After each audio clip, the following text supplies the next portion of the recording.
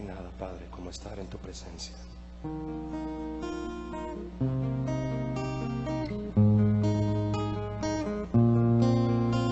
Queremos estar junto a ti, Señor. Tomar la mejor parte.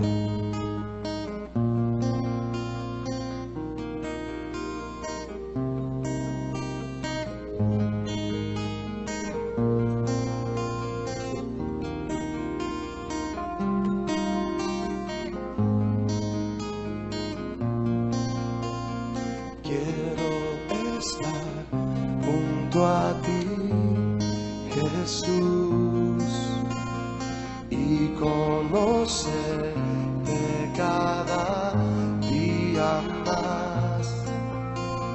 Guárdame en ti entre tanta maldad.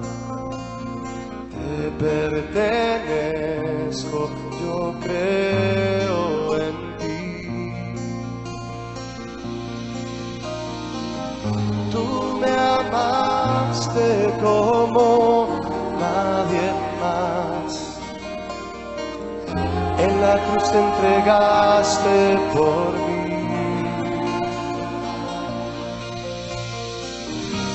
Quiero sentarme a tu mesa y escuchar tu voz en mi corazón.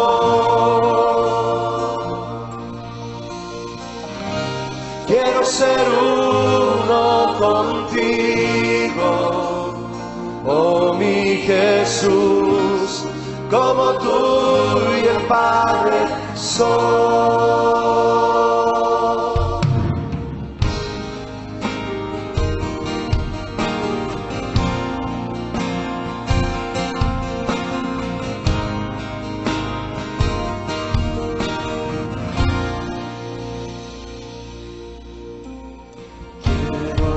Estar junto a ti, Jesús, y conocerte cada día más.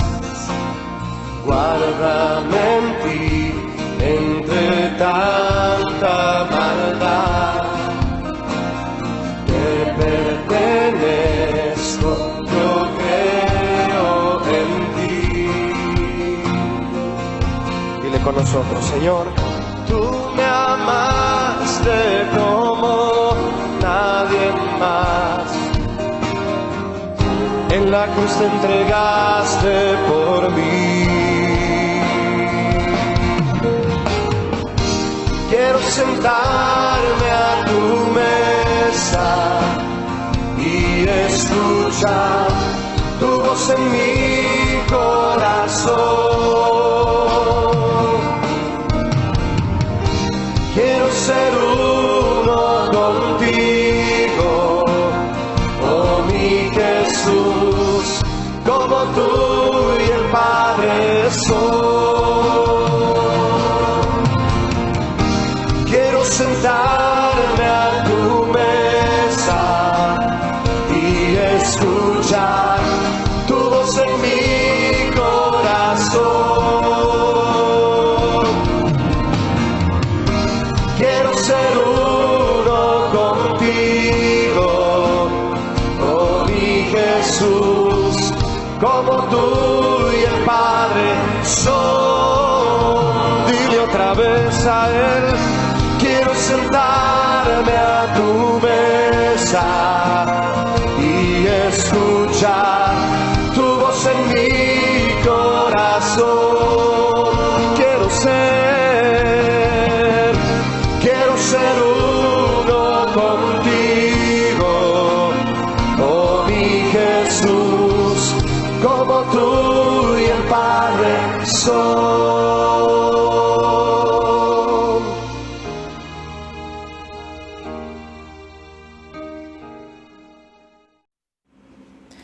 Dios te bendiga, amada iglesia.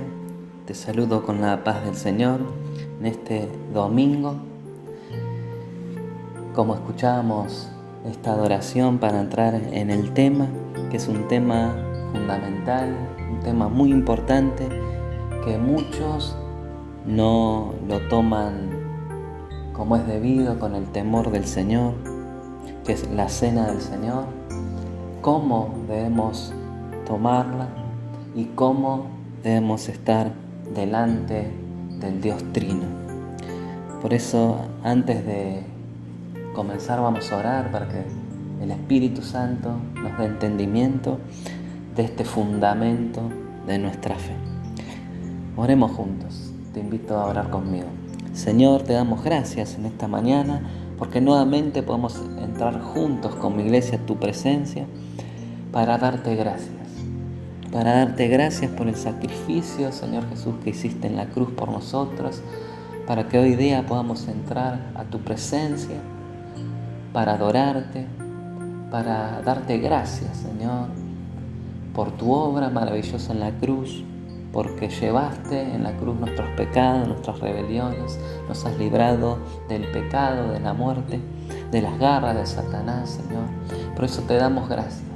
Pedimos que nos bendigas, que nos hables como siempre lo haces, a través de tu palabra bendita, poderosa, y que es vida para nuestra alma, para todo nuestro ser, Señor, porque es refrigerio, Señor. Gracias, Señor, porque podemos hoy juntos meditar y aprender más de ti, Señor. Que realmente lo hagamos con el entendimiento, Señor, con todos nuestros sentidos atentos a tu voz, atentos a lo que nos quieres hablar de este tema fundamental de nuestra fe, que es la cena que tú has instituido, Señor Jesús, en memoria de ti, a tu sacrificio en la cruz por nosotros, porque en ella tu cuerpo fue entregado por nosotros, tu sangre fue derramada en la cruz para nuestra salvación y para que obtengamos a través de ti la vida eterna.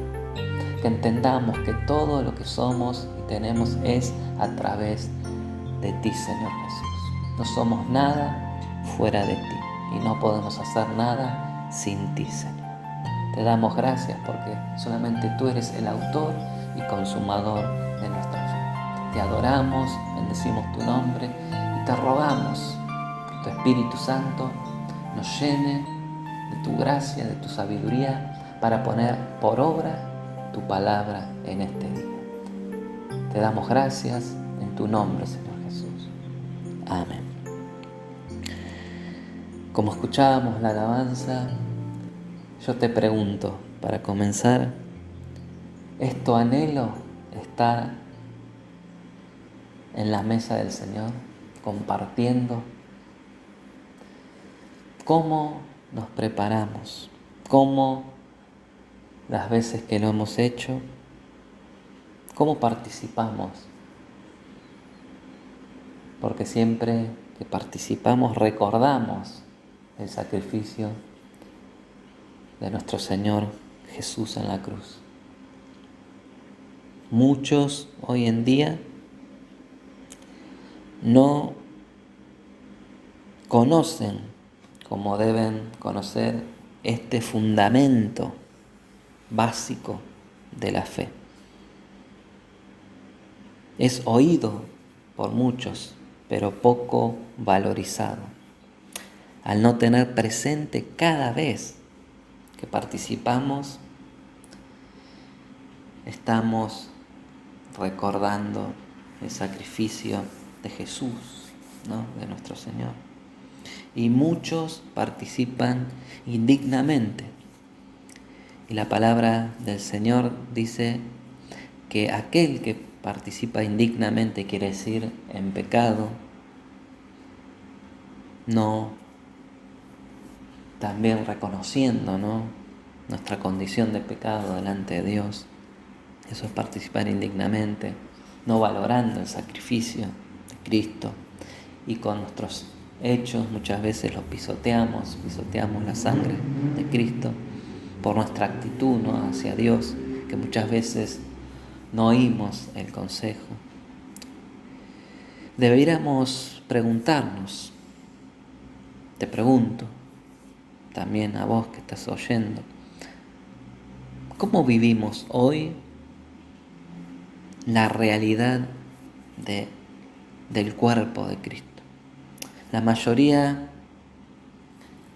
concentra su atención en el método de celebrar esta cena del Señor.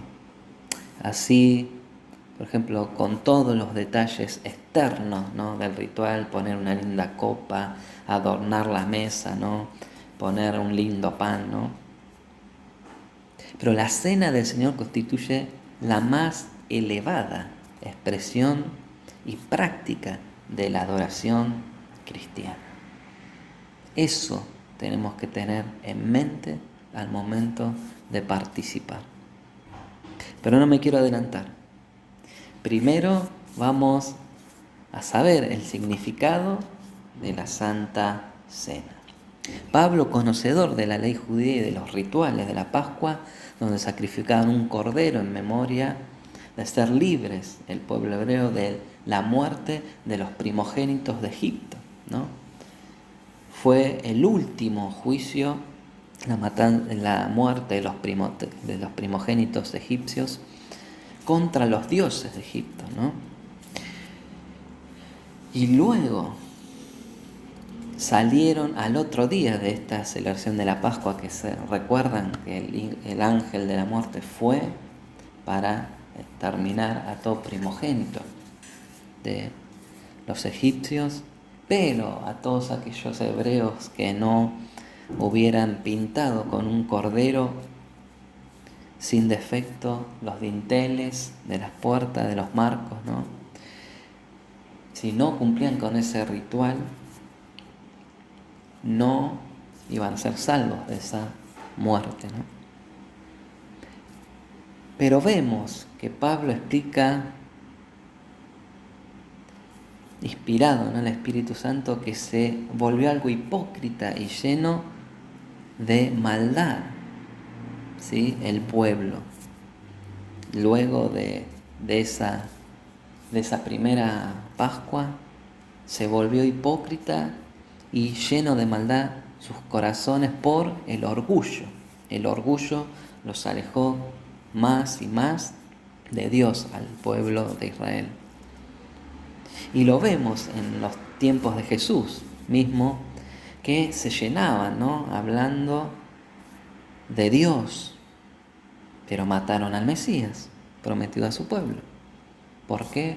Por envidia y orgullo. Pablo dice, si me querés acompañar, en 1 Corintios 5, capítulo 5, versículos 7 y 8, dice: limpiaos pues de la vieja levadura para que seáis nueva masa, sin levadura como sois, porque nuestra Pascua, que es Cristo, acá lo confirma Pablo, ya fue sacrificada por nosotros. Y debemos entender que fue solamente una vez y para siempre. Y dice el 8: así que celebremos la fiesta no con la vieja levadura ni con la levadura de malicia y de maldad, sino con panes sin levadura de sinceridad y de verdad. Vos te estarás preguntando, ¿por qué, pastor, estás hablando? Si el tema es la cena del Señor, estás hablando de la Pascua. Porque el significado de Pascua es pasar por alto. Dios, cuando envió al ángel de la muerte para que mueran los primogénitos de los egipcios, pasó por alto del pueblo hebreo que habían pintado, ¿no?, con la sangre del cordero. Pasó por los hogares, ¿no?, de los hebreos y no fueron muertos junto con los egipcios.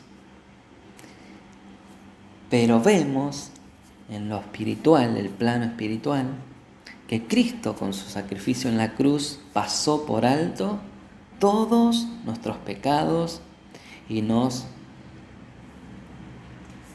llevó de muerte a vida.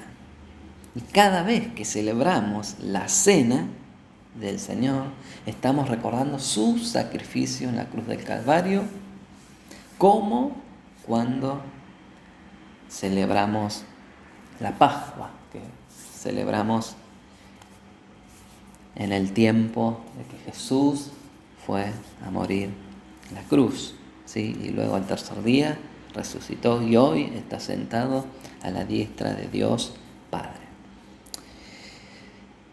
Vos te preguntarás, ¿y cómo fue que se inició con la Cena del Señor? Podemos decir la institución de la Cena del Señor.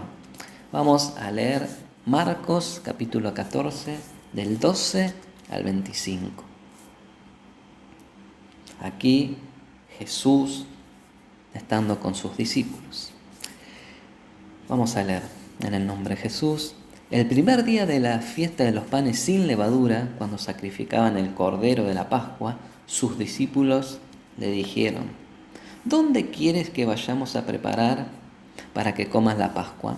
Y envió 2 de sus discípulos y le dijo: id a la ciudad y os saldrá al encuentro un hombre que lleva un cántaro de agua, seguidle, y donde entrare decid al señor de la casa: el maestro dice, ¿dónde está el aposento donde he de comer la Pascua con mis discípulos? Y él os mostrará un gran aposento alto ya dispuesto.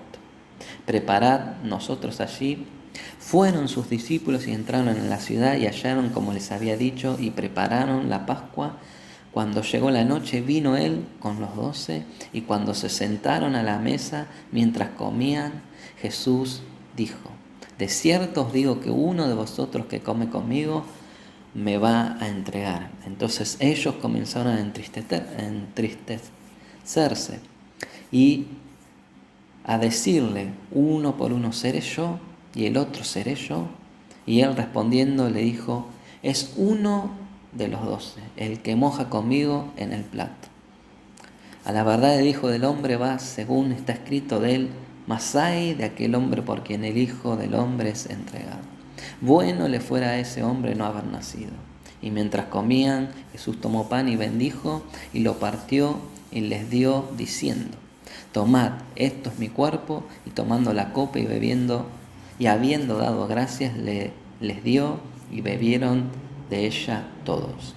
Y le dijo: esto es mi sangre del nuevo pacto, que por muchos es derramada. De cierto os digo que no beberé más del fruto de la vid hasta aquel día en el que lo beba de nuevo en el reino de Dios. Ahora, amada iglesia, podemos entender lo dicho por el apóstol Pablo. Siempre que nosotros conmemoramos la cena, citamos este versículo. 1 Corintios, capítulo 11, versículo 23, que dice: porque yo recibí del Señor lo que también os he enseñado, que el Señor Jesús, la noche que fue entregado, tomó pan. Y luego vamos a seguir leyendo el versículo. Aquí Pablo muestra que él recibió del Señor. Esto nos muestra que recibió revelación a través del Espíritu Santo, de las muchas que recibió Pablo, sobre el significado del sacrificio de Cristo, cumpliendo en la cruz con un sacrificio perfecto, ¿sí? Y vemos cómo se debe celebrar la cena del Señor en temor por quién es Dios, por lo que es Dios, por su grandeza, por su deidad, por su poder, en orden y comunión con la iglesia. Pero veamos en el Antiguo Testamento, ¿sí?, 2 fiestas que se celebraban juntas: la Pascua y la de los panes sin levadura, como estamos viendo también en Marcos, que estamos leyendo. Porque en como leíamos también 1 Corintios capítulo 5, 7, 8, el primer día de la fiesta de los panes sin levadura, ¿sí?, la fiesta de la Pascua, iba unida, las dos. La primera solo duraba un día y era el momento en que se sacrificaba el cordero pascual, mientras la segunda duraba 7 días. Vamos a leer Levíticos, si me querés acompañar, 23, o si querés lo podés anotar, versículos 5 y 6. Y dice así: en el mes primero, a los 14 del mes, entre las 2 tardes, Pascua es de Jehová. Y a los 15 días de este mes es la fiesta solemne de los panes sin levadura a Jehová. 7 días comeréis panes sin levadura. Acá tenemos el dato en Levíticos de cómo se celebraban las 2 fiestas juntas. Ambas fiestas se celebraban y por esta razón podemos encontrarnos que los evangelios se refieren indistintamente a esta semana como la fiesta de la Pascua o de los panes sin levadura. Marcos, el que leímos, nos aclara que la noche en que Jesús cenó con sus discípulos fue la misma en la que se sacrificaba el cordero pascual, lo que nos coloca en el primer día de la fiesta, ¿sí? Esto ha creado un problema a algunos, porque, por ejemplo, Juan dice que cuando Jesús fue crucificado, posteriormente era la preparación de la Pascua, como podemos leer en Juan 19:31, lo que le lleva a pensar que la cena a la que Marcos se refiere no pudo haber sido en el primer día de la Pascua, sino seguramente antes. La cuestión se aclara en gran medida si pensamos que Juan se refiere a la Pascua como a la semana entera de la fiesta, en la que además cada día había que sacrificar diferentes corderos.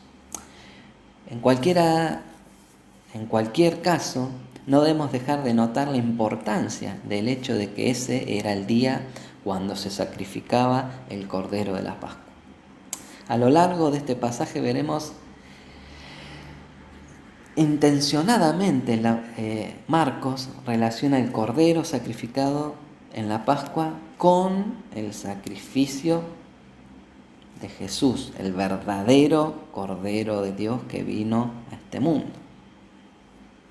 que iba a realizarlo unas horas después de esa última cena. En ambos casos fue por medio de la sangre de un cordero que aquellos que pusieron su confianza en ella fueron librados de la ira de Dios, como hemos leído en Egipto. Los israelitas que pusieron la sangre en el dintel y los postes de las puertas no fueron heridos por el ángel de la muerte. Esto lo podemos ver, ¿no?, en Éxodo 12, capítulo 12, 22 y 23. De la misma manera, aquellos que confiamos en el sacrificio de Cristo y somos lavados por su sangre, también somos librados de la ira venidera de Dios. Además, amada Iglesia, en ambos casos el sacrificio del Cordero Pascual marcaba el fin de la esclavitud y el comienzo de un nuevo pueblo libre. De las tinieblas fuimos trasladados a su luz admirable. En el caso de los israelitas significó el fin de la esclavitud en Egipto y el comienzo de su vida nacional. Y por otro lado, el sacrificio de Cristo supuso el fin de la esclavitud del pecado y el comienzo de un nuevo pueblo, la Iglesia de Cristo.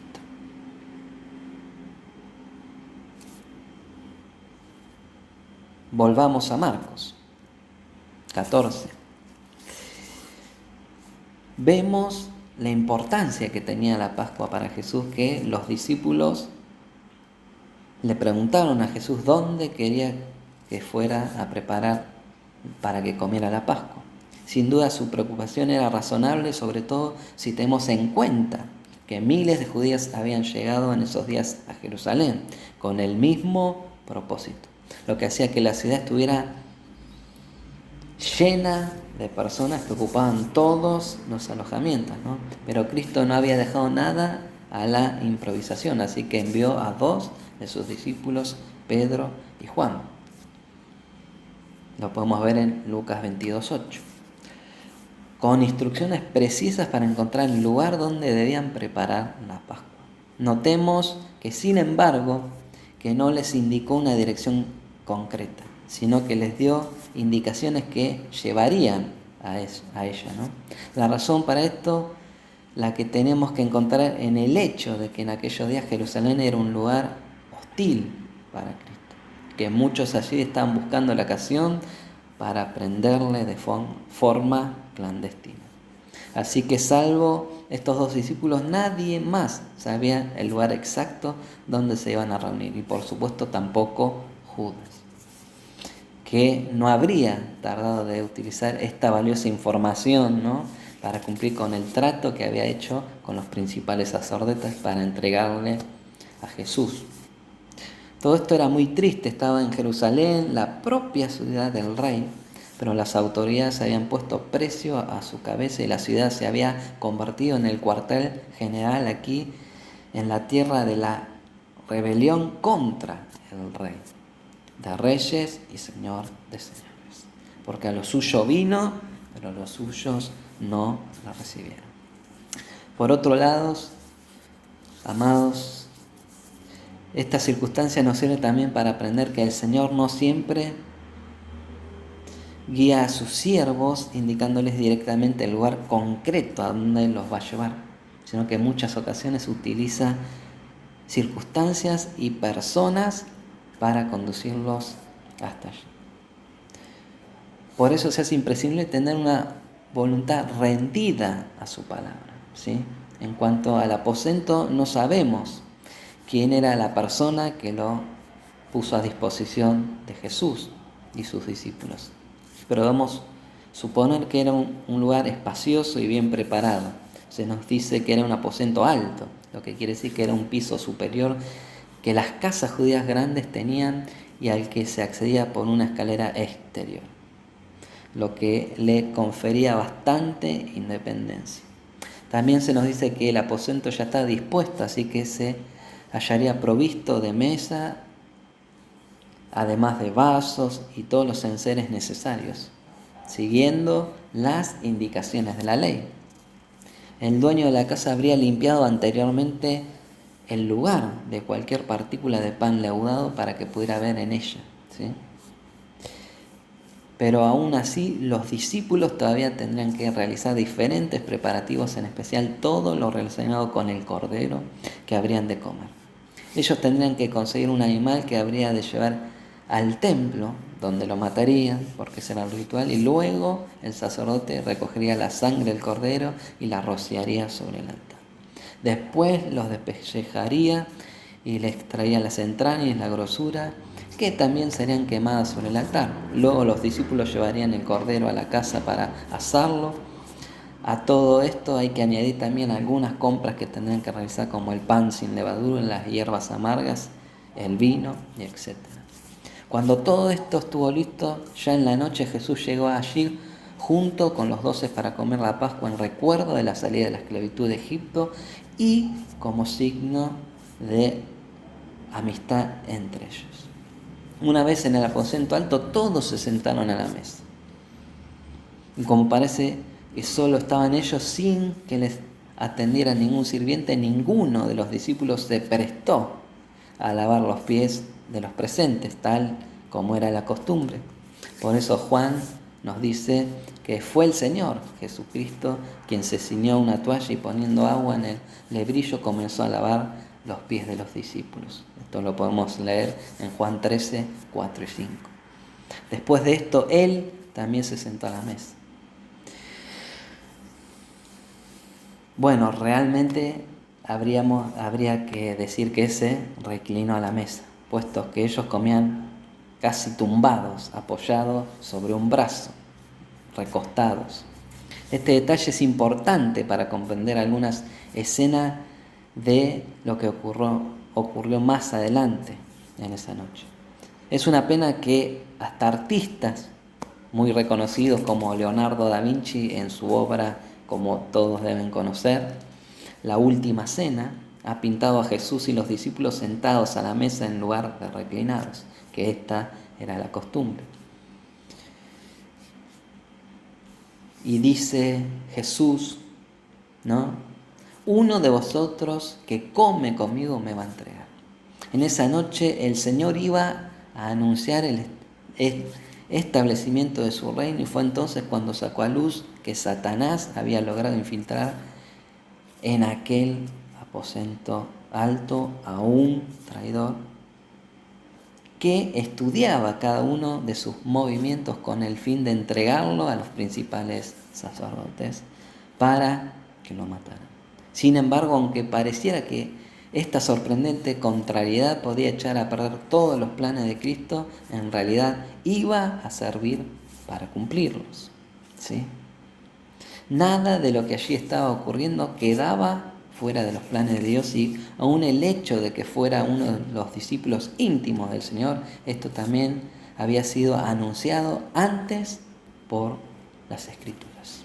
Podemos leer el Salmo 41:9 que dice: aún el hombre de mi paz, en quien yo confiaba, el que de mi pan comía, alzó contra mí el calcañar. Es interesante recordar el contexto de este Salmo 41:9. En él, el rey David se estaba refiriendo muy probablemente a Aitofel, uno de sus consejeros íntimos que lo traicionó, uniéndose a Absalón, el hijo que lo quería derrocar, cuando éste dio un golpe de estado contra él para hacerse del reino. Es interesante la forma que Aitofel fue un tipo de Judas. No, ambos comían de la mesa del rey de Israel. Aitofel de la de David y Judas de la mesa del Señor.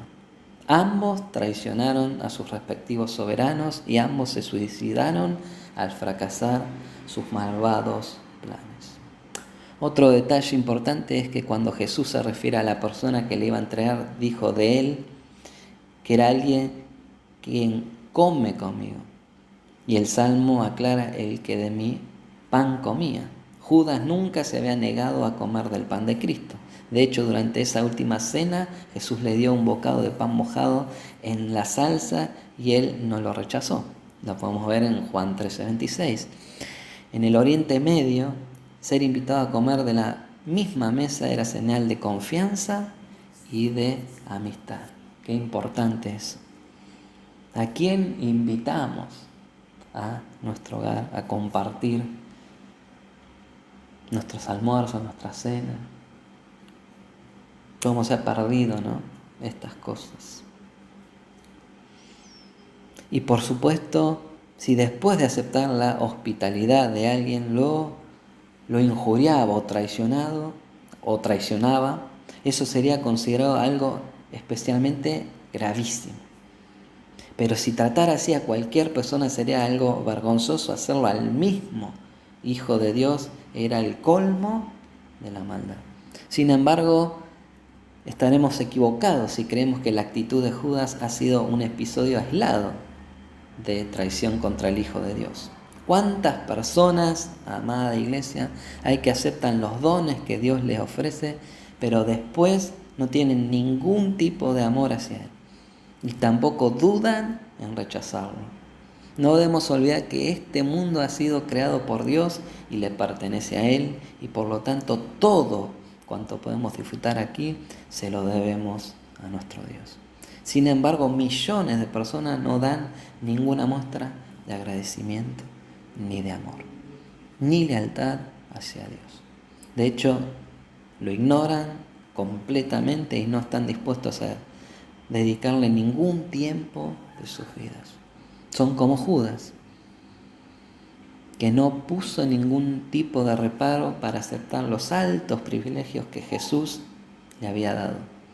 Porque, como vemos en la palabra, Judas hizo milagros, sanó enfermos, echó fuera demonios y rechazaba a Dios. Qué tremendo, ¿no? Para pensar, para meditar.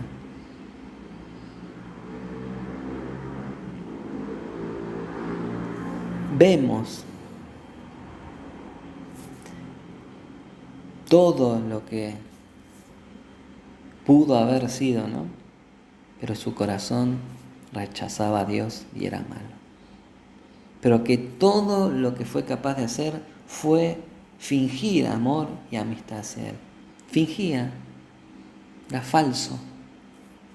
Si lo pensamos bien, la actitud de Judas es un pecado muy antiguo, ya que en el huerto del Edén Satanás tentó a Adán y Eva haciéndoles creer que podían disfrutar de la vida independientemente de Dios sin tenerlo en cuenta a Él, ni a su palabra. Le mostró el árbol del conocimiento del bien y del mal y les hizo creer que si comían de Él ya no necesitaban de Dios y podrían seguir disfrutando de todas las demás cosas a un nivel superior. De hecho, lo que le estaba planteando era que el verdadero obstáculo para disfrutar plenamente la vida era Dios y sus absurdas prohibiciones. Adán y Eva creyeron esta mentira e intentaron disfrutar de los regalos de Dios al margen de una relación íntima de amistad con Él. A partir de ahí las cosas se convirtieron en un fin en sí misma y Dios era un obstáculo para disfrutarlas plenamente. Y básicamente esta era la actitud de Judas. Recibía los dones, los privilegios de Cristo, pero no quería tener amistad con Él. De hecho, llegó a pensar que Jesús era el obstáculo para el pleno desarrollo de sus planes personales. Y por esto no dudó en venderle por unas 30 monedas de plata. Este es el pecado más característico del mundo. Pero Dios quiere crear un pueblo santo hoy en día, con una actitud completamente diferente. Él nos da muchas cosas bellas y maravillosas y quiere que disfrutemos abundantemente, pero dentro de su voluntad, en obediencia a su palabra, viviendo para Él, viviendo en intimidad con Él, es decir, una amistad con Él.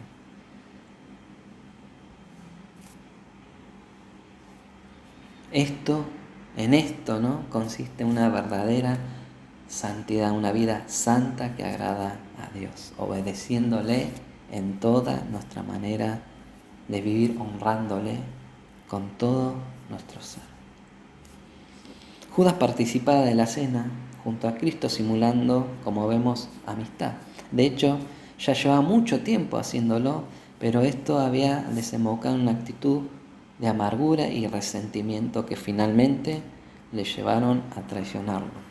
Y cuidado, porque si nosotros fingimos, amada iglesia, espiritualidad sin haber nacido de nuevo, tarde o temprano terminaremos por manifestar lo que somos en realidad.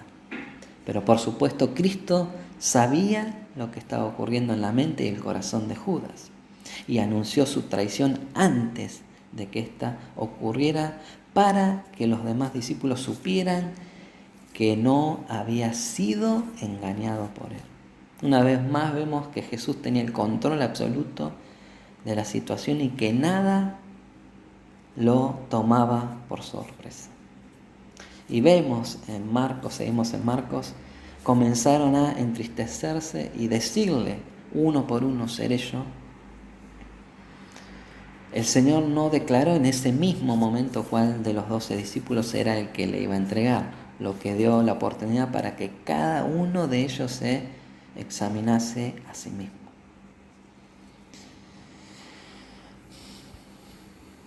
¿Pero por qué preguntaron esto los discípulos? Tal vez porque sabían que sus propios corazones estaban inclinados hacia el mal y por lo tanto desconfiaban de sí mismos. Por supuesto, esta actitud habría sido muy saludable, pero más probablemente lo que querían decir era algo así como: seguro que no soy yo, ¿no, Señor? Y la razón por la que comenzaron a entristecerse tenía que ver con la idea de que Jesús pudiera pensar así de ellos, por lo que estarían esperando que Él confirmara que no eran ellos. Notamos también que ninguno de ellos pensó que Judas pudiera ser el traidor. Y como era de esperar, él también preguntó lo mismo que los demás: ¿soy yo, maestro? Mateo 26, 25. También lo podemos ver. Pero estaba claro que, aunque con su hipocresía había conseguido engañar a sus compañeros, no había podido ocultar sus verdaderas intenciones a Cristo. No obstante, aquí, amada iglesia, tenemos una lección importante para nosotros hoy en día. En unos instantes Jesús iba a instituir la cena del Señor. Y la pregunta que hizo a los discípulos les obligaba a examinarse a sí mismos antes de participar. Cuando el apóstol Pablo enseñó sobre este tema, inició con lo mismo, que lo vemos en 1 Corintios 11, 28. Por tanto, pruébese cada uno a sí mismo y coma así del pan y beba de la copa. Una observancia adecuada de la cena del Señor debe estar precedida por el autoexamen. El que participa de una manera descuidada o indigna acarrea, como decíamos, sobre sí mismo el juicio del Señor. En 1 Corintios 11, 31, 32 dice: si pues nos examinásemos a nosotros mismos, no seríamos juzgados. Mas siendo juzgados somos castigados por el Señor para que no seamos condenados con el mundo. El Señor juzgará a su pueblo para que no seamos condenados por el mundo. Condenados con el mundo, perdón. Qué importante el reconocer y el ver nuestra condición delante del Señor. Porque Él es fiel y justo en perdonarnos y limpiarnos de nuestra maldad si reconocemos nuestros pecados, si los confesamos. Es importante tener en cuenta que cuando el creyente toma el pan y el vino lo hace en comunión con sus hermanos. Por eso es necesario también examinar nuestra relación con ellos. Mateo 5, 23, 24 dice: por tanto, si traes tu ofrenda al altar y allí recuerdas que tu hermano, no que vos, sino que tu hermano tiene algo contra ti, deja allí tu ofrenda delante del altar y anda y reconcíliate primero con tu hermano y entonces ven y presenta tu ofrenda. En los comienzos de la iglesia, un hermano que estaba en enemistad con otro hermano no podía participar de la cena. En el libro La Didache, que es un escrito contemporáneo en el tiempo de los apóstoles, en el capítulo 10 nos enseña concerniente a la cena del Señor, que también le podemos conocer como Eucaristía, acción de gracias. Miren lo que dicen: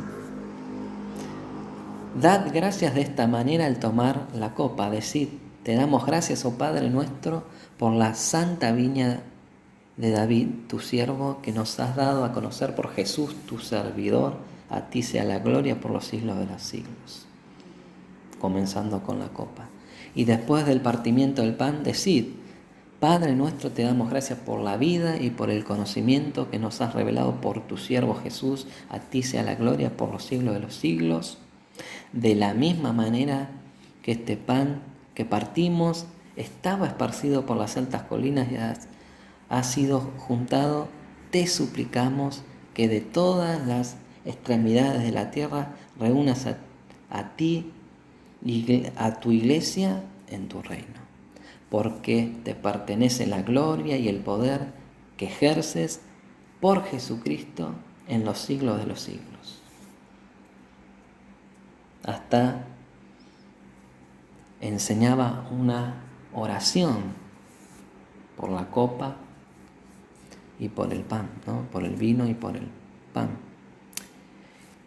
Y esta frase nos muestra la importancia de estar en comunión con la iglesia. Dice que nadie coma ni beba de esta Eucaristía sin haber sido antes bautizado en el nombre del Señor.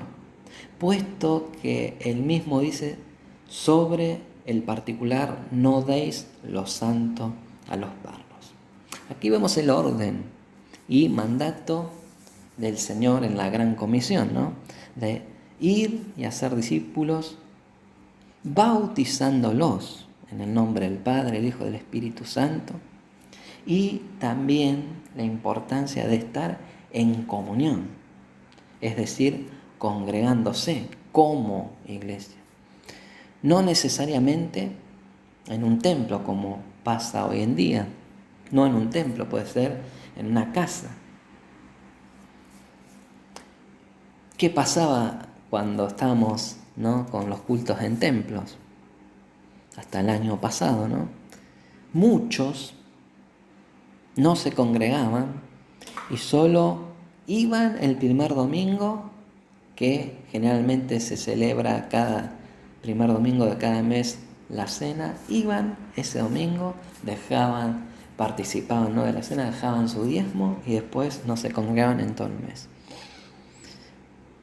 Pregunta, ¿eso es estar en comunión con la iglesia? Sinceramente, hablando verdad como debemos. Por ejemplo, tenemos el ejemplo de los primeros cristianos, ¿no?, en Hechos 2:46. Y escuchemos atentos. Dice, perseverando unánimes, dice, cada día en el templo y partiendo el pan en las casas, comían juntos con alegría y sencillez de corazón.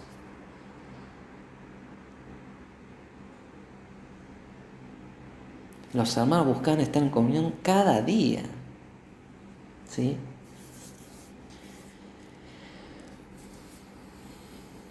Vemos que concluyendo, volviendo a Marcos 14, viendo que concluyendo la cena pascual del Cordero, Jesús tomó el pan y el vino y les dio nuevos significados, instituyendo lo que conocemos hoy como la cena del Señor. Lo primero que notamos es la sencillez, tanto de la narración como de lo que Jesús hizo esa noche. Qué bueno hubiera sido que los hombres no se hubieran desviado de esta sencillez al celebrar la cena del Señor. Por otro lado, si prestamos atención, nos daremos cuenta de que con unas pocas palabras Jesús hizo referencia a 3 textos cruciales del Antiguo Testamento, que es el antiguo pacto del Sinaí, que lo podemos ver en Éxodo 24 del 3 al 8.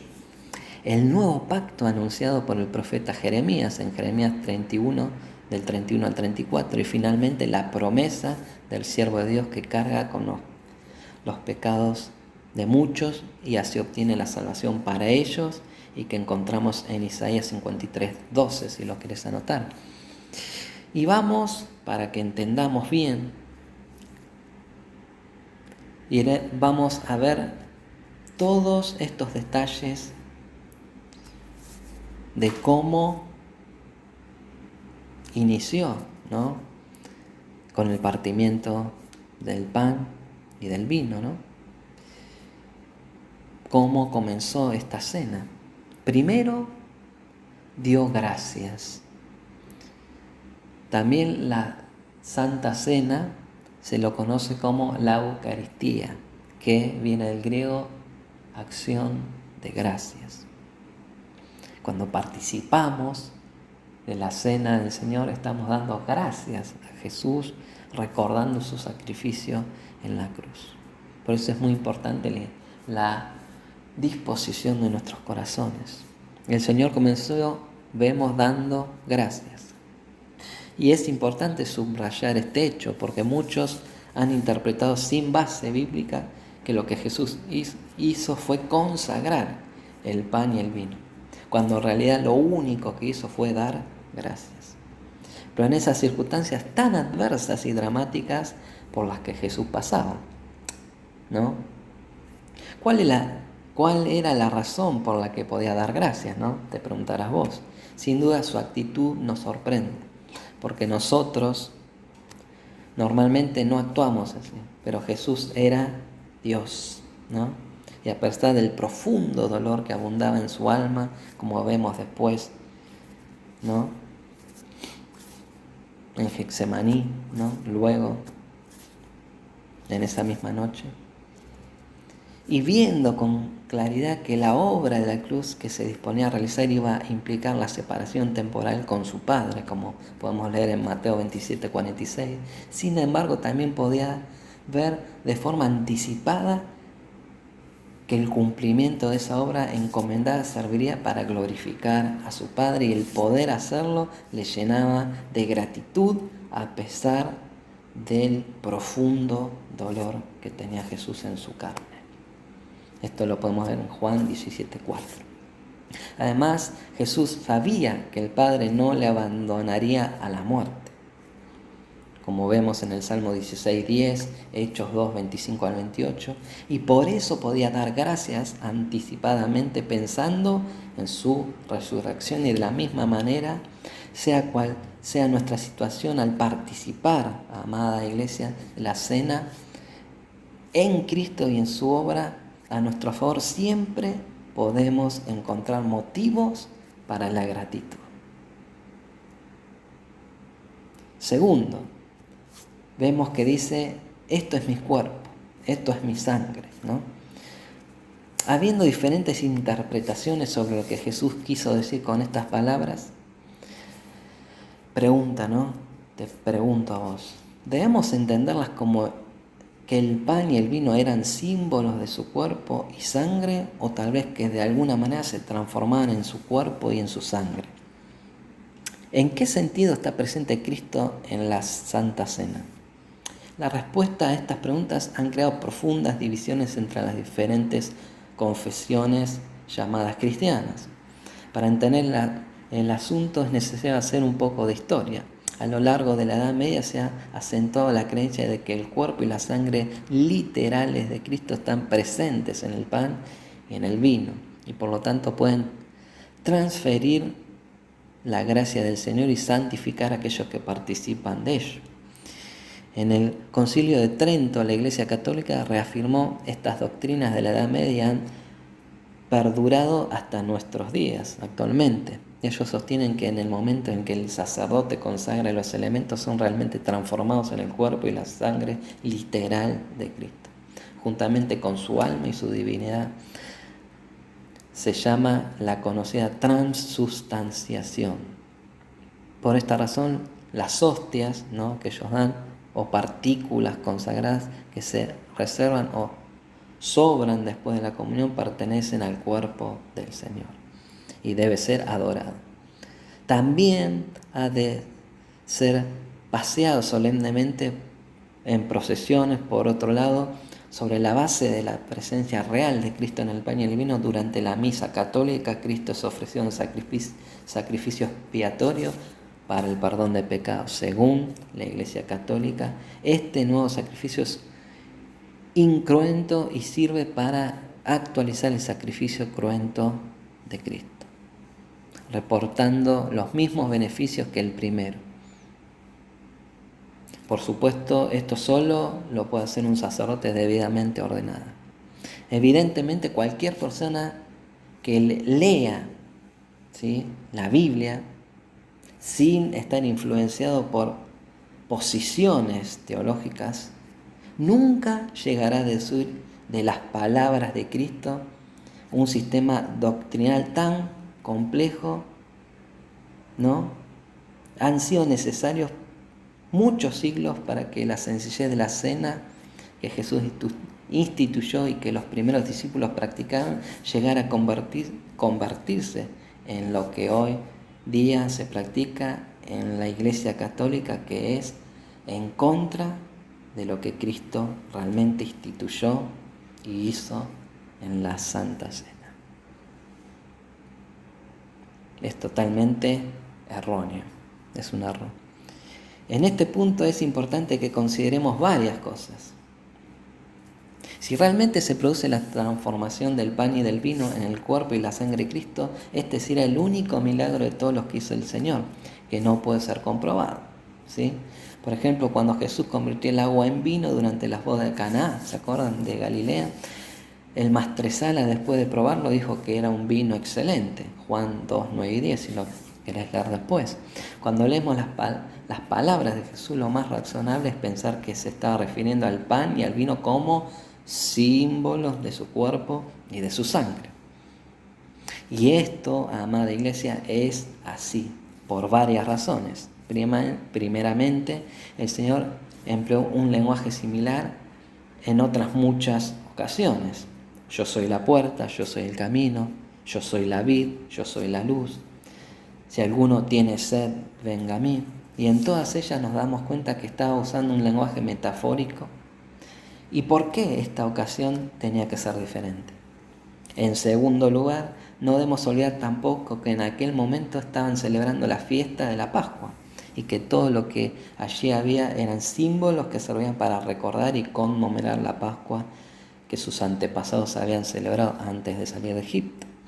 Además, la sola idea de comer literalmente el cuerpo y la sangre de Jesús habría resultado absurda por la razón y repugnante para la experiencia, ¿no? Sin olvidar tampoco que un judío tenía prohibido beber sangre. Lo podés ver en Levítico capítulo 3, versículo 17. Y por último, en aquella noche Cristo estaba presente entre ellos, por lo que necesariamente entendieron que al referirse al pan y al vino como su cuerpo y su sangre, tuvieron que interpretarlo como un símbolo de él, ¿sí? Tampoco debemos olvidar que la salvación y todos los beneficios de la gracia de Dios no son dados por la fe en Cristo y en su obra en la cruz, y no por comer o beber vino, ¿sí? La salvación y todos los beneficios de la gracia de Dios, ¿sí?, nos son dados a nosotros por la fe en Cristo y en su obra en la cruz, y no por comer pan o beber vino, ¿sí? Cuando en otra ocasión Jesús dijo: el que come mi carne y bebe mi sangre tiene vida eterna, que vemos en Juan 6:54, algunos se escandalizaron de estas palabras, porque como quieren hacer los católicos, ¿no? Como hacen los católicos, mejor dicho, se escandalizaron por las palabras de Jesús porque lo interpretaron literalmente, y él tuvo que aclarar, ¿sí?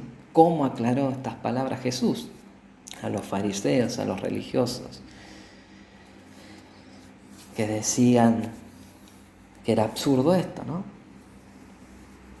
Jesús dijo: las palabras que yo os he hablado son espíritu y son vida. Juan 6:63. Ellos debían entender en esta forma de hablar una ilustración de lo que significaba la fe en Cristo. No obstante, comprendemos que la Iglesia Católica le interese mantener esta doctrina, porque de esta manera mantiene bajo su dominio y control la administración de la persona de Cristo, dándosela únicamente a aquellos que participan de su culto. En cuanto a la afirmación de la Iglesia Católica de la Cena del Señor es la actualización del sacrificio de Cristo, basta recordar las afirmaciones que encontramos en la carta de Hebreos, en las que con toda claridad, amada Iglesia, se nos dice que su sacrificio, como decíamos al inicio, fue único y para siempre. Hebreos 10, 12 al 14. Asimismo, cualquier idea de un sacerdote que oficia el renovado sacrificio de Cristo es totalmente ajeno a la palabra de Dios. Y por último, cuando el apóstol Pablo dijo diferentes explicaciones acerca de cómo los cristianos deberían celebrar la cena, citó las palabras de Jesús, en las que por 2 veces dijo: haced esto en memoria de mí. Lo podemos ver en 1 Corintios 11, 24 y 25. Lo que afirma el carácter simbólico del pan y del vino, que nos sirven para recordar y hacer memoria de los beneficios obtenidos por la fe en Cristo mediante su muerte en la cruz. Además, dijo: hacer esto estaríamos anunciando la muerte del Señor hasta que Él venga. Por lo tanto, al tomar el pan y del vino, reconocemos que Cristo no está presente de forma literal entre nosotros, amados, sino que esperamos su venida. Tercero, tomó pan y les dio la copa y bebieron de ella todos. Como ya estamos viendo, el tomar del pan y del vino simboliza nuestra comunión con Cristo, pero también implica la comunión que los creyentes tenemos al estar unidos por la misma fe. 1 Corintios 10, 16, 17 dice: la copa de bendición que bendecimos no es la comunión de la sangre de Cristo. El pan que partimos no es la comunión del cuerpo de Cristo. Siendo uno solo el pan, nosotros, con ser muchos, somos un cuerpo, pues todos participamos de aquel mismo pan. 4. Que por muchos es derramada. Ahora bien, ¿quiénes son los muchos por lo que Cristo derramó su sangre? Algunos han interpretado que se refiere únicamente a aquellos que creen en Cristo, con lo que quedan excluidos los que no aceptan su sacrificio. No obstante, la palabra nos presenta a Cristo como el Salvador del mundo y su sacrificio a disposición de todas las personas, como leemos en Juan 3, 16, 17. Porque de tal manera amó Dios al mundo que ha dado a su Hijo unigénito para que todo aquel que cree en Él no se pierda, mas tenga la vida eterna. Porque no envió Dios a su Hijo al mundo para condenar al mundo, sino para que el mundo sea salvo por Él. Podemos decir que en aquella hora Jesús estaba tomando sobre sí el pecado de todos los pecadores de todos los tiempos. Además, aunque en esa última cena solo había judíos, el Señor también está pensando e incluyendo a los gentiles. Juan 11, 51, 52. Podemos verlo. Jesús había de morir por la nación judía, y no solamente por la nación, sino también congregar en uno a los hijos que estaban dispersos. Por lo tanto, su sangre derramada sellaba un pacto, no solo con el pueblo de Israel, sino con la humanidad entera. Ahora vamos a entender el antiguo y el nuevo pacto en su sangre. ¿Qué significa el término pacto? Era un tratado que establecía la relación entre un soberano y sus súbditos. Por ejemplo, en el mundo antiguo los emperadores establecían tratados o pactos con los reyes, vasallos a quienes habían sometido, recordándoles de esta manera quién era el soberano, qué beneficios les había concedido, qué comportamiento esperaba de ellos y qué bendiciones conseguirían si obedecían y qué castigos recibirían si se rebelaban contra él. El antiguo pacto, una vez que Dios hubo sacado al pueblo de Israel de la esclavitud en Egipto, lo llevó por el desierto hasta el monte Sinaí y allí les dio, como sabemos por medio de Moisés, los 10 mandamientos. 10 mandamientos principales que luego fueron desarrollados en otros mandamientos. Esta ley detallaba al pueblo el comportamiento que Dios requería de ellos, así como las maldiciones que vendrían sobre ellos si quebrantaban el pacto. Podemos verlo en Deuteronomio 27, 11 al 26, Deuteronomio 28, 15 al 68, al igual que las bendiciones que recibirían si los guardaban. Los podemos ver en Deuteronomio 28, 1 al 14. El momento en el que el pueblo aceptó este pacto lo encontramos en Éxodo 24, del 3 al 8, 24 del 3 al 8.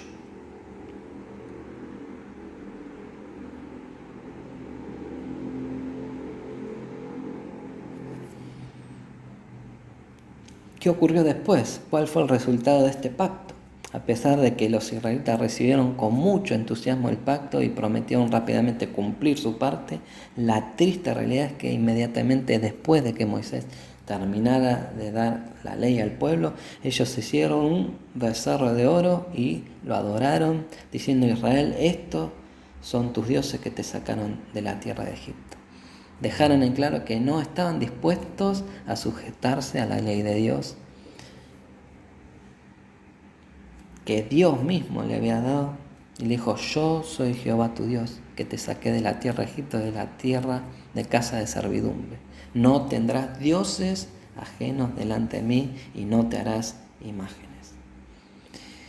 Y aunque habían afirmado que harían todo lo que Jehová había mandado, su historia recoge las continuas violaciones de la ley de Dios y sus mandamientos.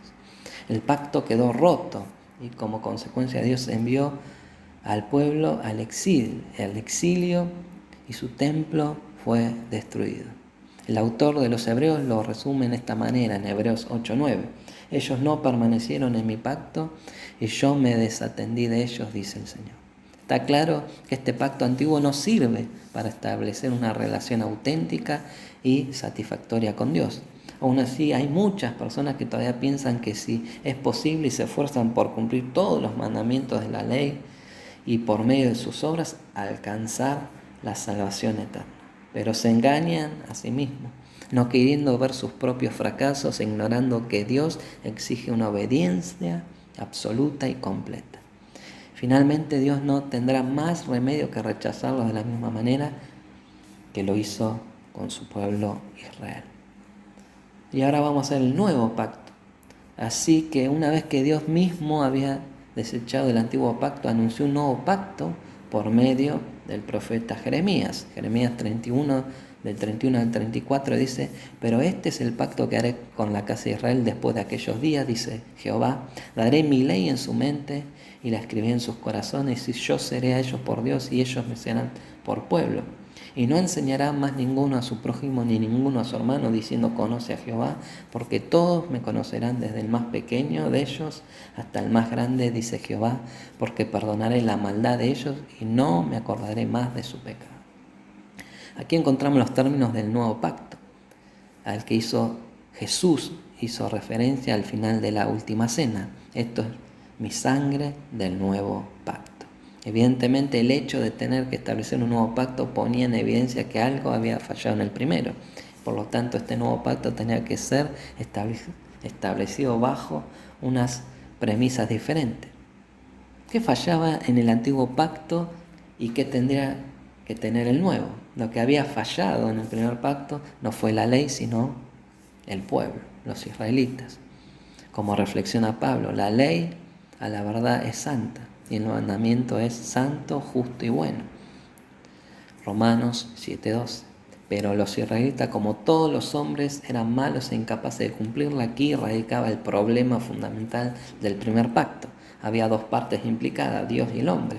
Y como hemos visto, una de ellas no era capaz de cumplir sus obligaciones, con lo que el pacto se iba al fracaso. Y este es precisamente el punto donde el nuevo pacto tenía que ser radicalmente diferente.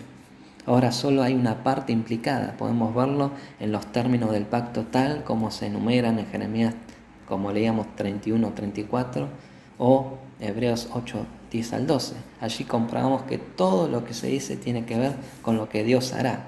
Él, vemos que lo hizo todo y por supuesto Dios cumplirá todo lo que ha prometido, por lo que el pacto nunca será quebrantado, ni el pueblo será rechazado o abandonado. Te preguntarás vos, ¿no? ¿Cuándo comenzó el primer pacto? ¿No? Cuando durante la última cena Jesús tomó la copa y dijo: esto es mi sangre del nuevo pacto que por muchos es derramada. No solo estaba inaugurando una nueva ceremonia, sino que estaba dando comienzo a la era del Nuevo Testamento, la llegada del cumplimiento de la promesa hecha por Dios por medio de los profetas, según la cual Dios establecía un nuevo pacto sellado por la sangre de Jesús.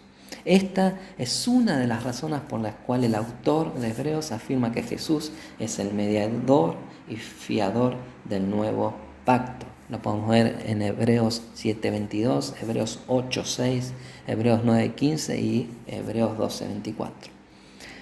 Y los términos del nuevo pacto. Desgraciadamente hay muchos cristianos que semana tras semana celebran la cena del Señor, pero que no serían capaces de recordar los términos del nuevo pacto.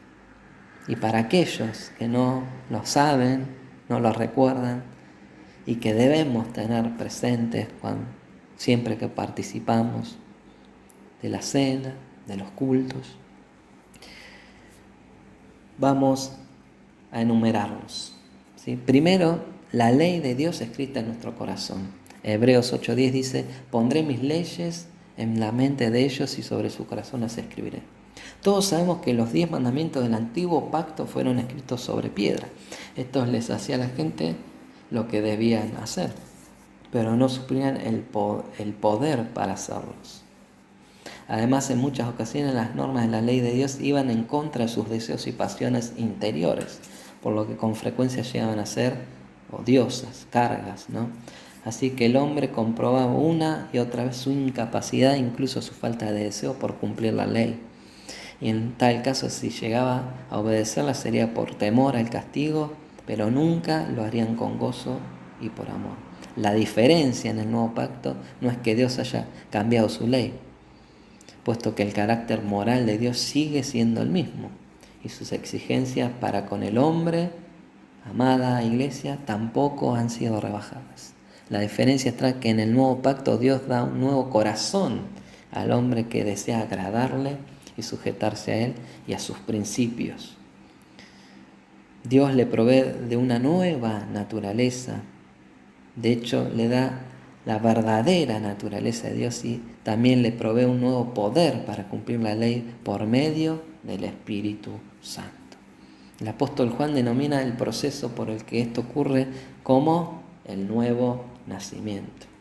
Por supuesto, se trata de algo mucho más profundo que simplemente escribir sus leyes en la mente para que las podamos recordar, ¿no? El Espíritu Santo obra a nivel de la mente y de la voluntad del creyente. Ilumina nuestra mente alumbrando los ojos de nuestro entendimiento, como dice Efesios 1:18, pero también produce en nosotros así el querer como el hacer, como lo dice Filipenses 2:13. Crea en nosotros una nueva disposición, una nueva voluntad, nuevos deseos, nuevos pensamientos, nuevas ambiciones y nuevos propósitos, al mismo tiempo que nos imparte el poder para llevarlos a cabo. Esto es lo que garantiza esta parte del pacto se cumpla. Segundo, nos adopta como pueblo suyo. Como dice Hebreos 8:10, y seré a ellos por Dios y ellos me serán a mí por pueblo. Nos concede el increíble privilegio de llegar a formar parte de su pueblo, de su familia. Todo esto nos introduce a una relación de amistad, confianza y amor. Tercero, un conocimiento personal de Dios. Hebreos 8:11. Y ninguno enseñará a su prójimo ni ninguno a su hermano diciendo conoce al Señor, porque todos me conocerán desde el menor hasta el mayor de ellos. Otro aspecto del pacto es que el creyente disfruta de un conocimiento íntimo de Dios en su experiencia personal. Esta es otra de las grandes diferencias con el pacto antiguo, donde la transmisión del conocimiento de Dios se hacía de padres a hijos y muy pocas ocasiones surgía una relación personal con Dios.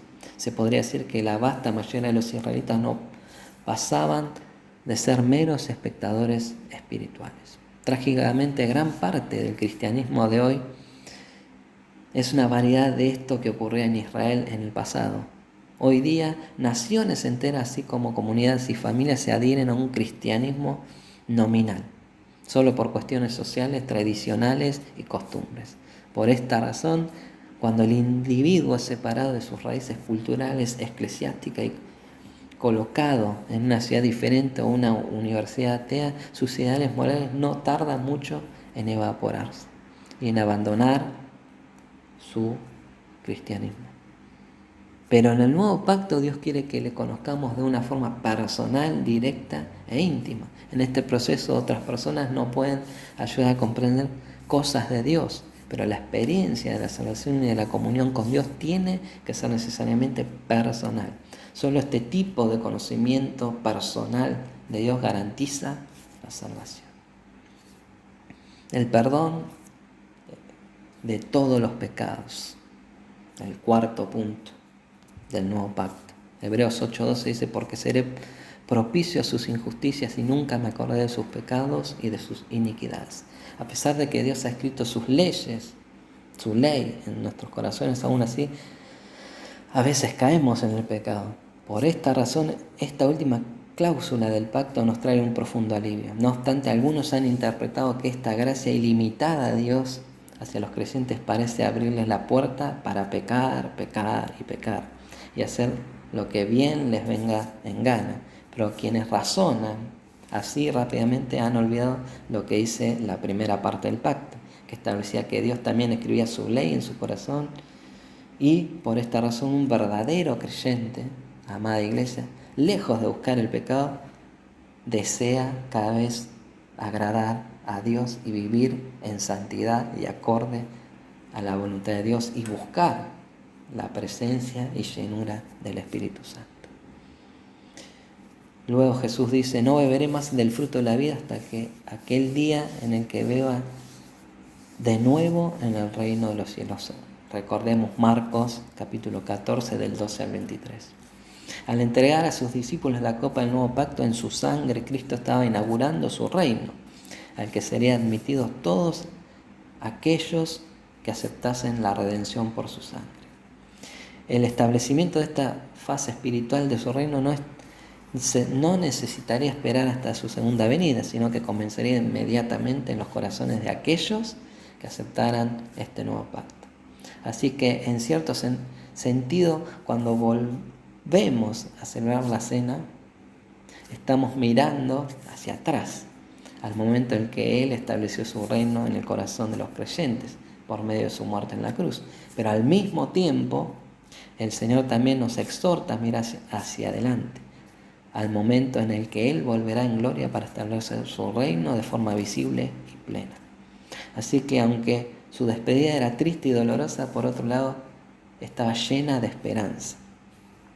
1 Corintios 11:26 dice: así pues, todas las veces que comieres este pan y bebieres esta copa, la muerte del Señor anunciáis hasta que Él venga.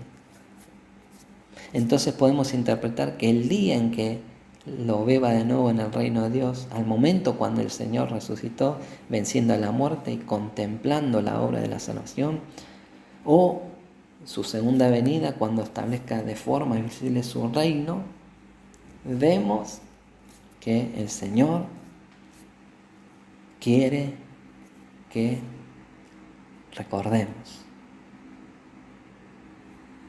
Porque Jesús mandó a sus discípulos que celebraran la cena del Señor en memoria de Él, ¿sí? Lucas 22:19. Y en 1 Corintios 11, 23 al 26. Y tenemos la prueba que en el Nuevo Testamento los primeros cristianos se reunían fraternalmente a celebrar la cena del Señor en sus casas. Y esto sigue siendo un mandamiento, amada iglesia, hoy en día, y una necesidad para los cristianos.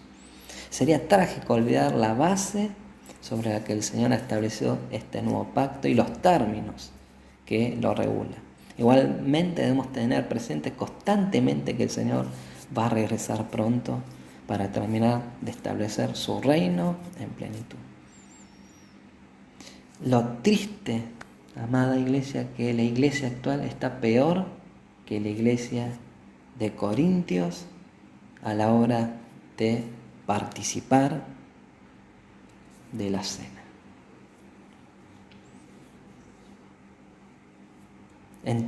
Y sabiendo esto, ¿no? Conociendo que la cena del Señor es un tema fundamental y probablemente sea la parte más sagrada de nuestra relación de comunión y compañerismo con Dios. En el día de hoy, no solo desde el punto de vista individual o vertical con el Señor, sino también como miembros de una comunidad de creyentes, es posible que muchos creyentes no hayan tomado verdaderamente en serio las implicaciones de este encuentro espiritual. Y Pablo, vemos cómo le advirtió a los corintios, como la palabra de Dios nos habla hoy y nos advierte hoy, que Dios mismo juzgará a cada uno de sus hijos por la manera que participa de su cena.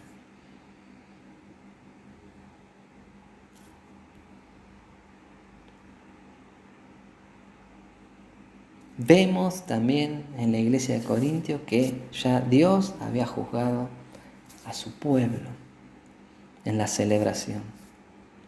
Cómo había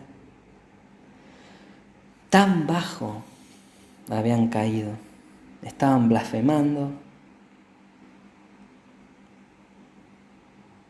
Vemos cómo ellos no estaban a la altura para participar dignamente. Podemos comenzar leyendo, ¿no?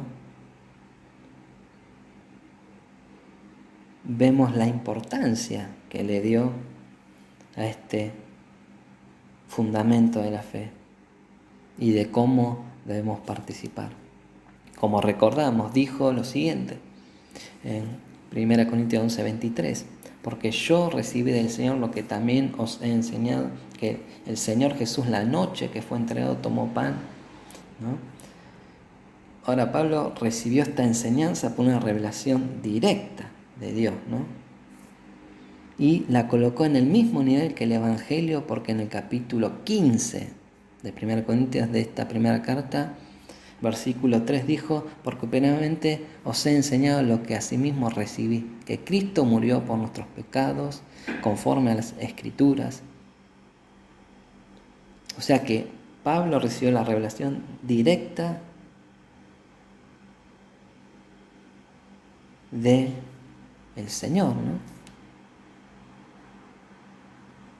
Y le dio también revelación el Señor sobre la cena, como decíamos, a través del Espíritu, ¿no?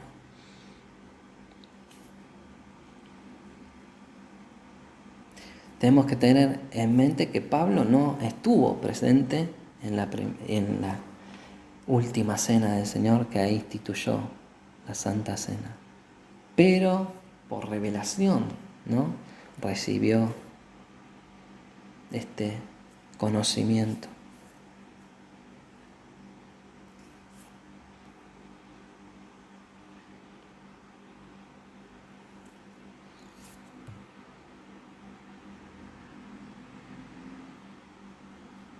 Qué tremendo como podemos ver, ¿no?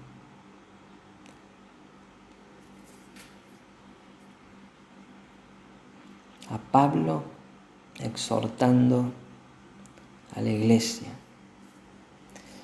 Y miren lo que dice a continuación: al anunciaros esto que sigue, no os alabo, porque no os congregáis para lo mejor, sino para lo peor. El versículo 17 del capítulo 11 de 1 Corintios. Ahora esta palabra anunciar es una orden y debería ser, pero ordenarles esto que sigue. Y el apóstol no les podía felicitar ante esta situación, porque ellos tendrían que haberse reunido para recibir gran bendición espiritual, ¿sí? Pero no era el caso, ¿no? Y Pablo continuó diciendo en el versículo 18: en primer lugar, cuando os reunís como iglesia, oigo que hay entre vosotros divisiones, y en parte lo creo. Al referirse a la iglesia, él no estaba hablando de un edificio, ¿sí? Pablo estaba hablando de cuando los creyentes se reúnen juntos, y en ese encuentro constituye a la verdadera iglesia. Nosotros solemos identificar siempre, ¿no?, a la iglesia con un templo, pero el edificio no es realmente la iglesia, sino solo el lugar de reunión de los creyentes. La iglesia es, pues, el conjunto de personas, de creyentes en Cristo. Donde quiera que ellos se reúnan, eso es la iglesia. Pero es difícil para nosotros pensar de esa manera hoy, ¿no? Ahora, cuando los creyentes de Corintios se reunían, el espíritu, ¿sí?, partidista que enfatizaba la diversidad que vimos en el capítulo, que podemos ver, ¿no?, en el capítulo 1, se trasladó a la celebración de la cena. ¿Se acuerdan, no? Cuando leemos 1 Corintios, yo soy de Pablo, yo soy de Cefas, yo soy de aquel, ¿no? Vemos que también se trasladó este desorden en la cena del Señor.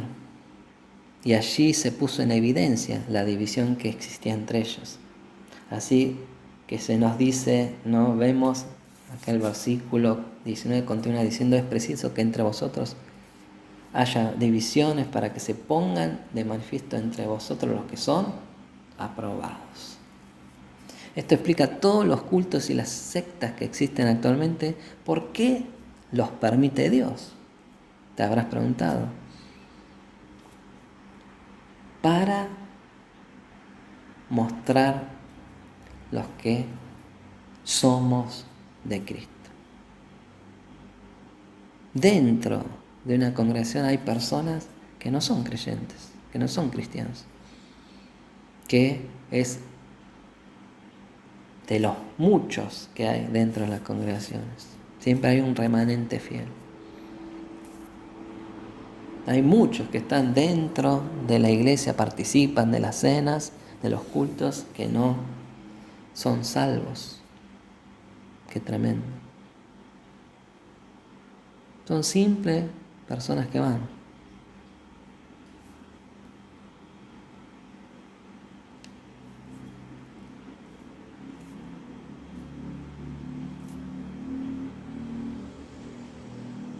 Una versión dice, sin duda, de este versículo dice, sin duda tiene que haber grupos sectarios entre vosotros, es decir, herejías, para que se demuestre quiénes cuentan con la aprobación de Dios. La herejía llega junto con los cultos y las sectas, y muchas personas de las iglesias, atraídas por lo novedoso, se dirigen hacia ellos. Así que Dios está limpiando la superficie de la iglesia, es decir, para que se pueda reconocer a aquellos que realmente son creyentes genuinos. ¿Y cómo sigue esto? En el versículo 20 dice, cuando pues os reunís vosotros, eso ya no es a comer la cena del Señor, es decir, que era imposible para ellos celebrar la cena del Señor de la manera en que se están comportando, ¿no?, en los cultos. Porque ellos supuestamente se reunían a hacer cultos, pero después hacían fiestas paganas, ¿no?, mundanas. Y bajo esas circunstancias ellos no podían celebrar la cena del Señor. Y continuó Pablo diciendo en el 21, al comer cada uno se adelanta a tomar su propia cena, y mientras uno tiene hambre, otro se embriaga encima. Aquí tenemos una declaración que nos llama mucho, ¿no?, la atención. Tenemos una persona que no tenía nada para traer a la fiesta porque era pobre y estaba pasando hambre. A su lado se sentaba una persona rica que tenía toda clase de manjares, pero este no le ofrecía nada al hombre pobre que tenía a su lado. Podemos apreciar entonces que su relación de compañerismo y comunión allí estaba totalmente rota. No podía existir la relación en esas circunstancias. Como resultado, vemos, ¿no?, una situación humillante en la que un hombre pobre, hambriento, no tenía quien le diera algo de comer. Y aquí en el versículo 22 vemos la enérgica reacción de Pablo. Pues que no tenéis casas que coméis y bebéis, o menospreciáis la iglesia de Dios, y os avergonzáis a los que no tienen nada. ¿Qué os diré? ¿Os alabaré en esto? No os la alabo. O sea que si no estaban dispuestos a compartir aquellos que tenían, lo que tenía que ser un gesto de compañerismo y solidaridad con el hermano pobre, dice que tendrían que haber comido en su casa. Y vemos que lo que estaba ocurriendo era simplemente esto. Ellos están fracturando, quebrando la unidad de la iglesia. Incluso había algunos que se estaban embriagando. Qué tremendo, ¿no? ¿Estaban en un ágape, en un culto, o estaban en una fiesta desenfrenada? Y Pablo dice,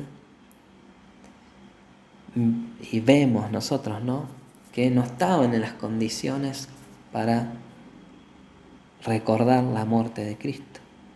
Para ellos todo quedaría en un recuerdo vago y confuso, y ahora vemos que en el 23 dice, yo recibí del Señor lo que también os he enseñado, que el Señor Jesús, la noche que fue entregado, tomó pan. Hay algunos que dicen que quieren celebrar la cena del Señor de la misma manera en que el Señor lo hizo. Pues entonces deberían celebrarla de noche, porque el Señor y los apóstoles se reunieron de noche y comieron la cena de la Pascua, y fue aquella cena que el Señor instituyó, la cena del Señor. Fue en aquella misma noche en que Él fue traicionado, y aquella ocasión Jesús tomó el pan y lo partió. Dice, y habiendo dado gracias, lo partió y dijo, tomad, comed, esto es mi cuerpo, que por vosotros es partido, hacer esto en memoria de mí. Como vemos, antes Pablo no estaba presente en aquella cena con el Señor, por lo tanto recibió esto como una revelación del Señor. Y esta fue la noche cuando las fuerzas del infierno se reunieron para destruir a nuestro Señor. Esa noche que compartió la cena con sus discípulos. Y vemos la simplicidad del carácter, ¿no?, sublime de esta cena. Fueron tremendos. Notemos lo que el Señor hizo en la cena. Cuando hubo dado gracias, Jesús cuando partió el pan, dio gracias. La sombra de la cruz se acercaba sobre él en el aposento alto. El pecado estaba golpeando a la puerta del aposento alto, reclamando su porción. Y Jesús dio gracias. Él dio gracias a Dios. Luego lo partió. Y sobre esto siempre ha habido una diferencia de opinión entre los creyentes. ¿Debe uno partir el pan o servirlo tal como está? Como suele pasar, ¿no? Bueno, podemos decir que hay algunas iglesias que lo parten, mientras que otras no lo hacen. En algunas iglesias la persona que servía el pan ante la congregación lo tomaba y lo partía ante ellos. El partimiento del pan también indica que se trata de algo que debe ser compartido, ¿no? Un comentarista dijo, la misma mención de partir el pan implica distribución y rechaza la actitud que tenían los corintios, que estamos leyendo, donde cada uno hacía las cosas por su cuenta. Ahora esto es algo que ellos debían distribuir entre todos. Notemos ahora lo que dice aquí, el versículo 25 de 1 Corintios 11. Asimismo tomó también la copa después de haber cenado, diciendo esto, esta copa es el nuevo pacto en mi sangre, haced esto todas las veces que la bebáis en memoria de mí. Ahora el pan habla de su cuerpo partido y la copa habla de un nuevo pacto. Este es el nuevo pacto, el Nuevo Testamento, el nuevo pacto en mi sangre. Y siempre se lo llama la copa. Y ha sido también llamado por Lucas el fruto de la vid, aunque nunca fue mencionado como vino.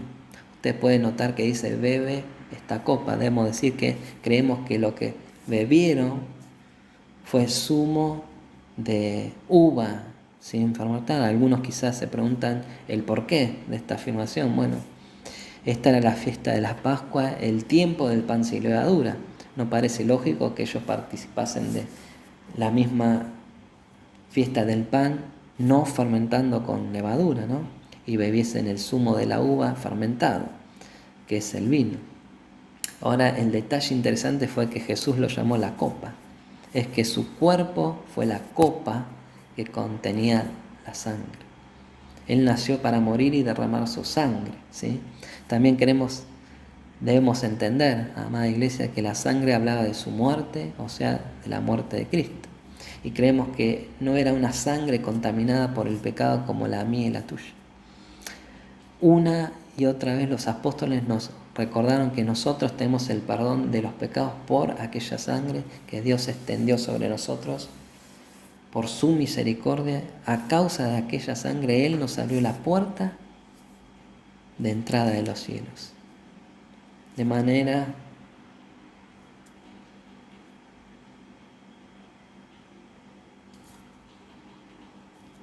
que nosotros tenemos libertad de entrar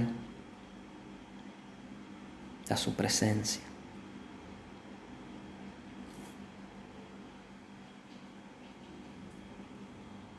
El castigo de la paz, de nuestra paz, fue sobre él.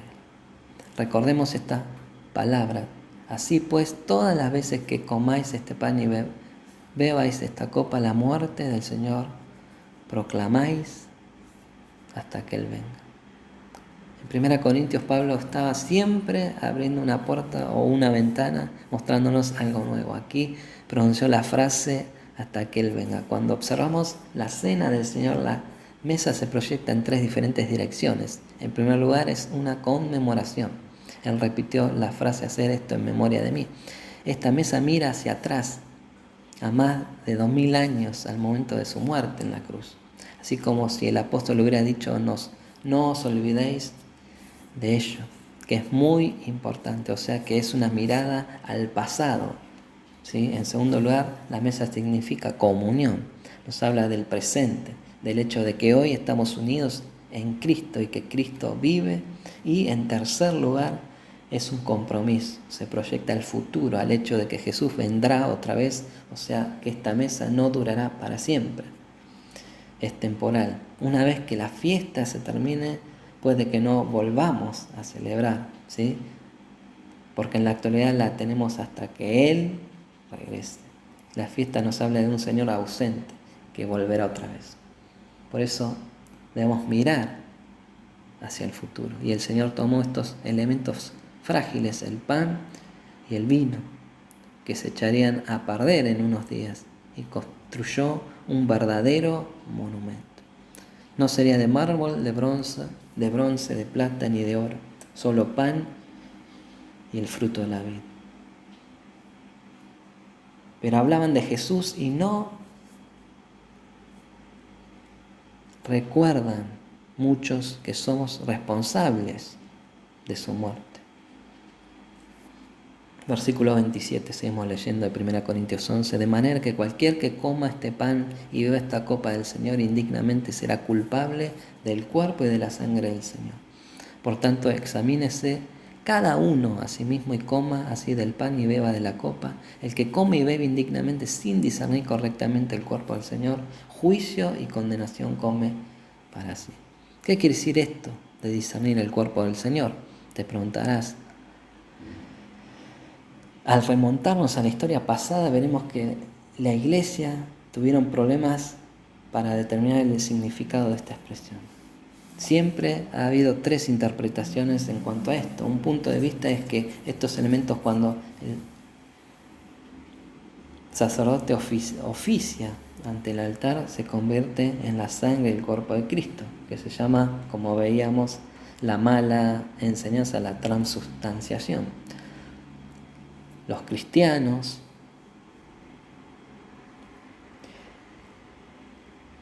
no estuvieron muy lejos de esa idea. Su enseñanza no fue transubstanciación, sino consubstanciación, en la cual viene a ser que tiene la presencia del cuerpo de Cristo en la Eucaristía, coexistiendo la sustancia divina con la del pan y la de la copa. Estos fueron los reformadores, ¿no? Y luego hay quienes dicen que el pan y la copa son símbolos del cuerpo y de la sangre de Cristo. Y este ha sido el punto de vista protestante. Protestante tanto evangélico como bautista, pentecostal, ¿sí? Pero podemos decir que es mucho más que un símbolo, ¿sí? Podemos entender a través de un pasaje como el camino a Emaús, ¿sí? Y vemos que significa discernir el cuerpo de Cristo y de su muerte. 2 discípulos de Jesús están regresando a su casa después de haber presenciado la terrible crucifixión en Jerusalén, así como los eventos que siguieron, ¿no? Tristes, y mientras repasaban los acontecimientos, del Señor resucitado se unió a ellos y les preguntó: ¿por qué motivo están tristes? Pensando ellos, ¿no?, que era un extranjero, le contaron todo sobre Jesús y su muerte en la cruz, y sobre la noticia en las mujeres de que habían ido a la tumba y la tumba estaba vacía, y el Señor les reprochó por su falta de entendimiento y de fe para creer en el mensaje de los profetas. Les expuso entonces la enseñanza del Antiguo Testamento, y al pasar por el pueblo se quedó con ellos. Allí celebró por primera vez la cena del Señor después de haber resucitado. Y al partir el pan, ellos, discípulos, a esos discípulos fueron abiertos su entendimiento y lo reconocieron. Pero Él desapareció de su vista. Lo que hizo entonces fue revelarse a sí mismo. Esa es realmente la cena del Señor. Por ello, cuando celebramos la cena, el Señor, a través de su Espíritu Santo, está presente. Más allá de los símbolos, la fiesta significa que discernimos el cuerpo de Cristo. Tendremos el pan en nuestra boca, pero sentiremos la presencia del Señor en nuestro corazón.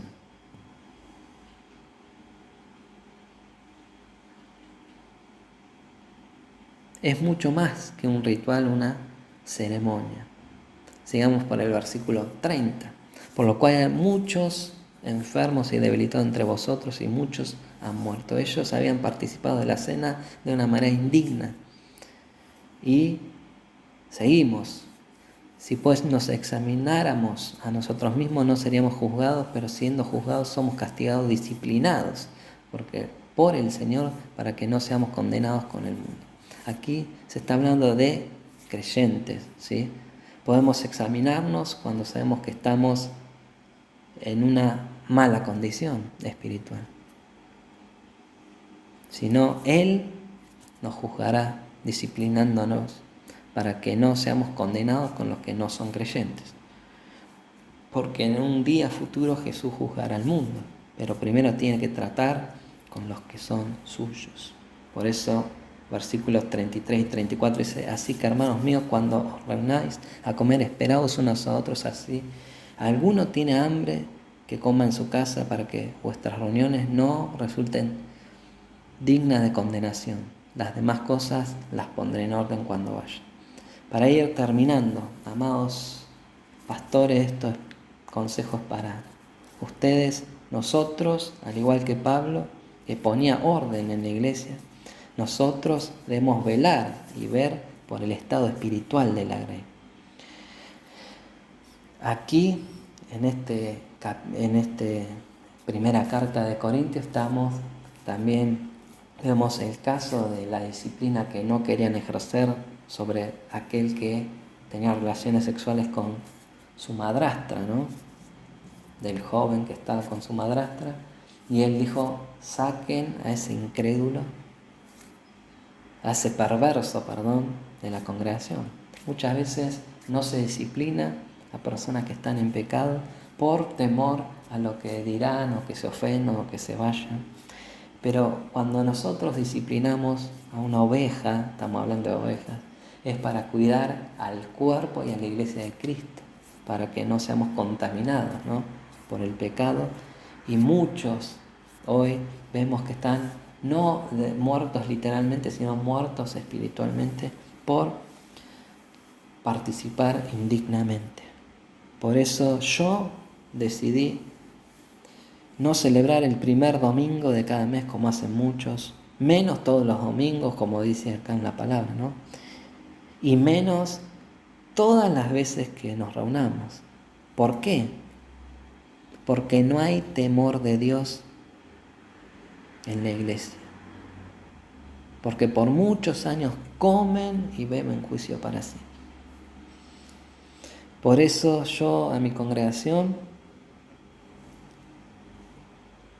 les doy meses para que estén a cuentas con el Señor, para que cada uno se autoexamine antes de participar, para que podamos participar todos juntos dignamente de la cena, sin hipocresía, sin falsedad, ni perversidad.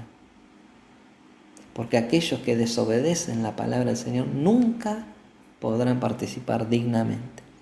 Y estamos, como decía la Didache, tirando perlas a los cerdos.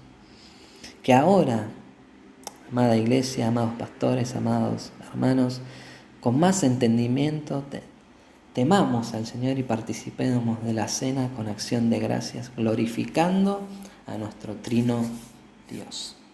Oremos. Señor, Te damos gracias por tu palabra bendita.